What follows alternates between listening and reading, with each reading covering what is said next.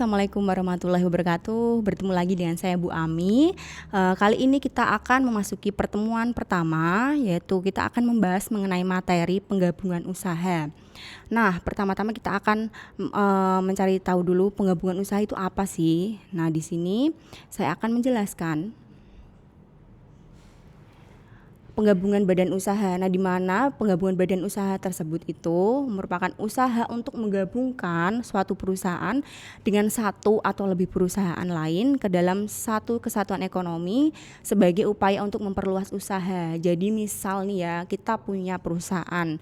Nah, kita itu pengen usaha kita lebih luas lagi. Jadi kita gimana caranya kita mencari ide untuk memperluas usaha tersebut dengan cara menggabungkan perusahaan kita dengan perusahaan yang lainnya.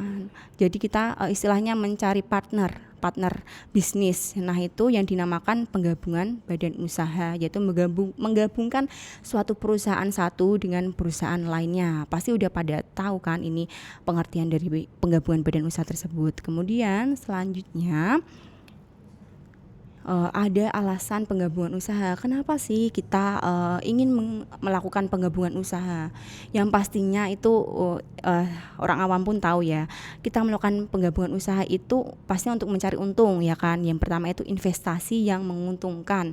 Jadi kita memperluas usaha kita, pastinya memperbesar investasi kita itu untuk mencari keuntungan. Itu yang pertama.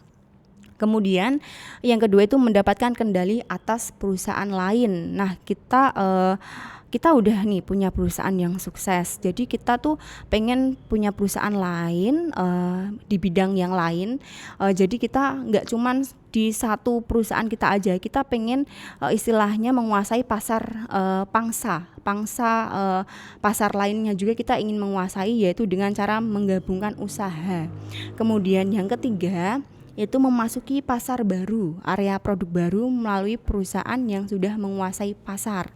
Nah, di sini walaupun kita udah mempunyai produk atau perusahaan, kita tuh pengen mempunyai produk yang baru. Jadi kita melakukan penggabungan usaha tersebut dengan cara menggabungkan perusahaan kita dengan perusahaan lain agar kita bisa mempunyai produk yang lebih canggih atau lebih modern gitu, sesuai dengan pangsa pasar yang ada. Kemudian yang keempat itu memastikan pasokan bahan baku input produksi lain.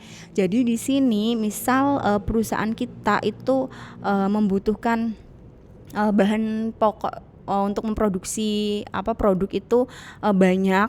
Jadi untuk meminimalisir istilahnya kekosongan bahan baku, jadi kita itu melakukan penggabungan usaha dengan perusahaan lain agar saling membantu. Misal kita kekurangan bahan baku, jadi kita bisa memasok pasokan dari perusahaan gabungan kita begitu. Kemudian yang kelima itu memastikan output produksi bagi pelanggan. Jadi dengan melakukan penggabungan usaha ini tentunya itu akan memunculkan produk baru, di mana produk yang lebih berinovasi, yang lebih modern, dan pastinya itu akan membuat pelanggan itu lebih tertarik dengan produk kita, seperti itu.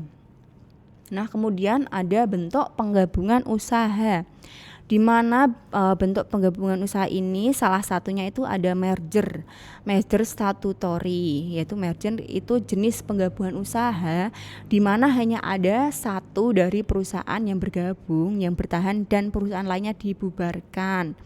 Nah, aktiva dan kewajiban dari perusahaan yang diakuisisi dipindahkan ke perusahaan pengakuisisi, dan perusahaan yang diakuisisi itu dibubarkan atau dilikuidasi.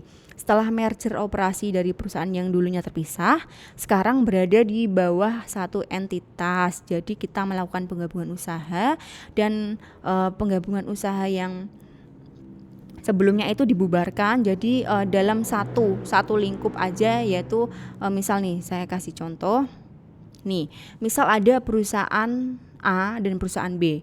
Jadi perusahaan A dan B itu melakukan penggabungan usaha. Nah, di sini mereka tidak berdiri sendiri nantinya. Jadi hanya salah satu perusahaan yang mengambil alih, yaitu melakukan skema merger. Itu salah satu perusahaan mengambil alih dan satunya itu nanti dibubarkan. Nah, jadi sehingga itu nanti setelah penggabungan hanya tercipta satu perusahaan.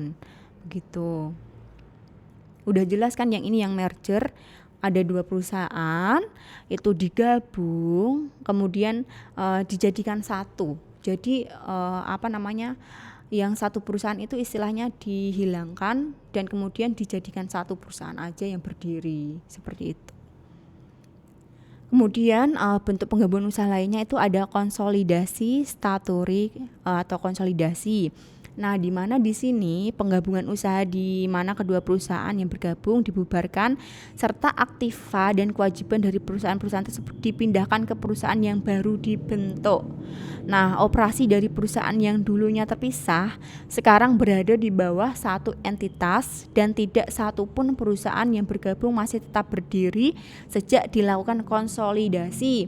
Beda dengan merger yang tadi. Misal merger itu yang satu masih berdiri, yang satu dihilangkan, ya kan? Kalau konsolidasi ini itu keduanya dihilangkan, kemudian kita membentuk perusahaan baru. Jadi misal perusahaan A dan B dihilangkan, nanti kita membentuk perusahaan baru dari gabungan perusahaan A dan B. Itu yang dinamakan dengan konsolidasi. Nah, itu atau skema akuisisi saham. Ini skema akuisisi saham seperti itu. Nah, kemudian karena tidak ada perusahaan yang dilikuidasi, perusahaan mengakuisisi memperlakukan kepemilikannya di perusahaan yang diakuisisi sebagai investasi. Dalam akuisisi saham, perusahaan pengakuisisi tidak perlu mengakuisisi seluruh saham milik perusahaan yang diakuisisi untuk memperoleh kendali. Jadi seperti kayak skema akuisisi itu kayak kita tuh hanya menanamkan saham. Jadi saham milik perusahaan yang diakuisisi untuk memperoleh kendali itu tidak perlu. Jadi kita tidak perlu memperoleh kendali dalam perusahaan tersebut. Jadi kita hanya menanamkan saham, seperti itu. Hubungan yang timbul dari akuisisi saham tersebut disebut itu hubungan induk dan anak perusahaan. Nah, ini nanti kita akan bahas di pertemuan selanjutnya. Itu konsolidasi hubungan induk dan anak perusahaan, nanti kita akan bahas di pertemuan selanjutnya, yaitu di mana induk perusahaan atau parent company itu adalah perusahaan yang mengendalikan perusahaan lain yang disebut sebagai anak atau disebut juga dengan subsidiary, biasanya melalui pemilikan mayoritas di saham biasa.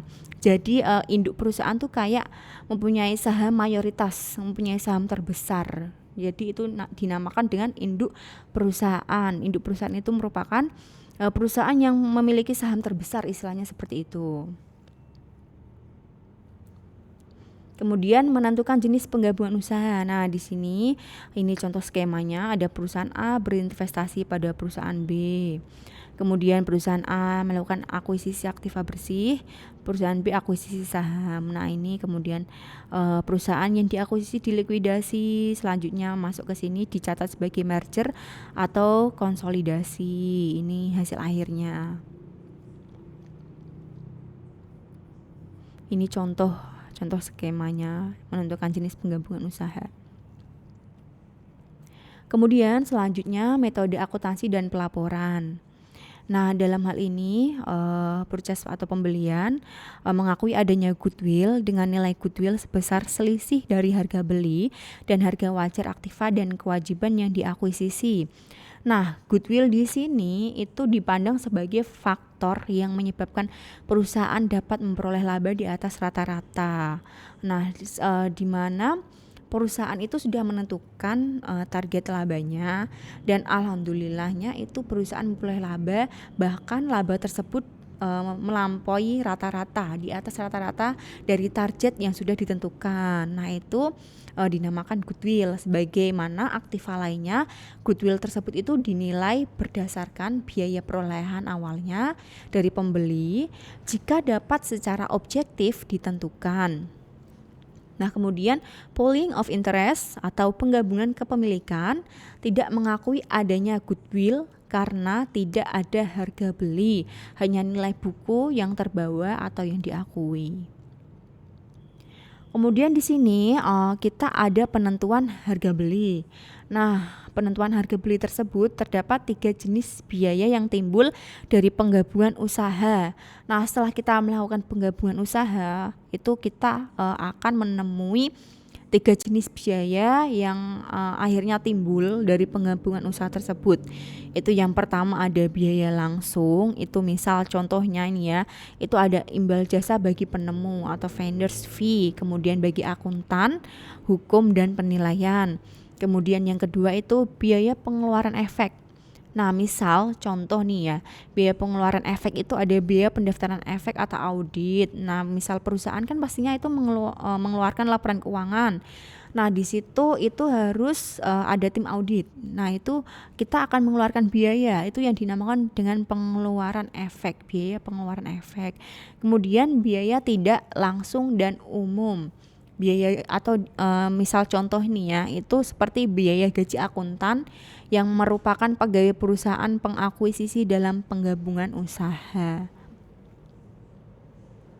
Oke, pertemuan kali ini sampai di sini. Itu materinya, nanti silahkan misal ada yang belum jelas silahkan ditanyakan, dan bagi kelompok yang bertugas kelompok 1 nanti silahkan menjawab pertanyaan dari teman-temannya. Nanti misal jawabannya istilahnya belum tepat, nanti ibu benarkan. Jadi ini nanti hari pertemuan pertama ini tugasnya kelompok pertama ya. Jadi kita sama-sama berinteraksi dalam diskusi, forum diskusi nanti kita semuanya jadi berinteraksi. Oke, cukup sekian. Terima kasih atas waktunya. Wassalamualaikum warahmatullahi wabarakatuh.